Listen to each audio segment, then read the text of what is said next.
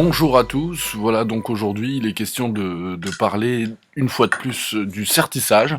Donc là, comme vous le savez, dans certains magasins ça va bientôt arriver, il va y avoir donc le sertissage cuivre eau et le sertissage cuivre gaz dans nos magasins.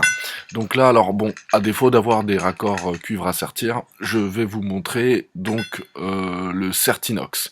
Donc le Certinox sert entre autres à l'air comprimé. Mais il peut également servir donc à l'acier Galva et à l'acier noir dans le cadre d'une installation sur un réseau de chauffage.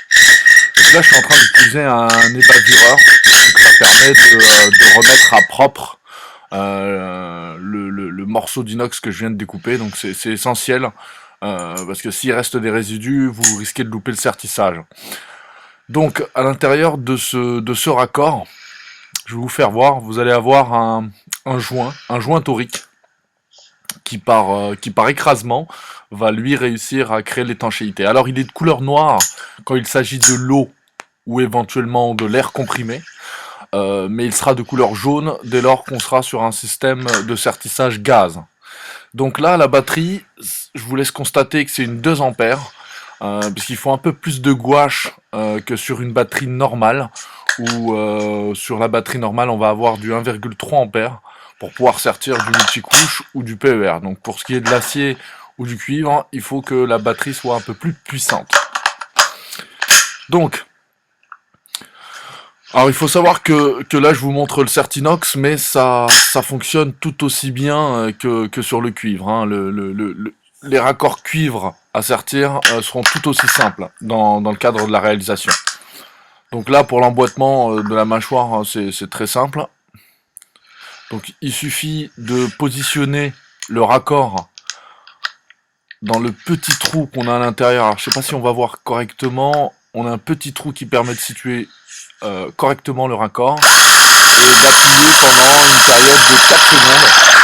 Alors on a le piston qui revient de lui-même, donc c'est là qu'on sait que le sertissage a été réalisé correctement. Donc on a 6 points de pression à des points précis qui réalisent donc l'étanchéité parfaite. Alors pour ceux qui doutent, il faut savoir qu'aujourd'hui les laboratoires ont réalisé des tests qui donnent la totale conformité des DTU et autres normes en vigueur à cette typologie de raccord. Alors il faut savoir que pour l'utilisation des raccords cuivre, il faudra utiliser des mâchoires type V, voire SV pour nos confrères de l'outillage qui utilisent Rothenberger. Et là en l'occurrence j'utilise des mâchoires M, donc qui peuvent à la fois servir pour le sertissage cuivre eau et le sertissage cuivre gaz. Donc là je vais vous faire voir parce que je vais de moi-même en fait réaliser un test sur ce double raccord. Donc j'ai installé un double 15-21 sur ce tube. Je vais disposer des joints, faire réaliser une réduction 15-21 femelle, 12-17 mâles, sur lequel je vais mettre une vanne. Et donc ce test-là, il m'a donné en fait l'idée de me dire voilà, aujourd'hui dans nos magasins on a quelques difficultés quant à tester nos robinets sur leur fuite et autres quand le client se présente à l'accueil. Donc je me suis dit pourquoi pas utiliser cette pompe à épreuve. Donc une pompe à épreuve, c'est ni plus ni moins qu'un bac dans lequel il va y avoir de l'eau à l'intérieur et une grande manivelle comme un peu une pompe à puits qui va venir à l'aide du manomètre. Donc vous guidez sur la pression que vous souhaitez envoyer. Donc là, comme je vous disais, je visse cette petite vanne.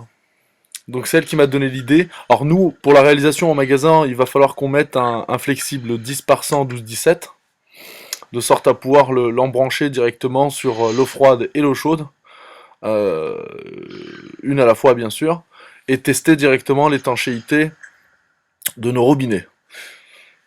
Donc là, je suis devant la pompe à épreuve. Je vais brancher donc ce morceau de raccord pour pouvoir le mettre en pression. Donc je sais pas si on va voir. Voilà, ça se comporte un peu de la sorte. Donc un petit fond d'eau avec la petite manette et le manomètre. Donc là, je vais l'embrancher.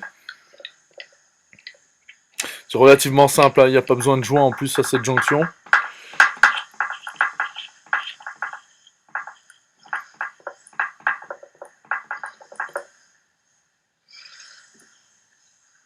Voilà, on vérifie bien que la vanne soit refermée.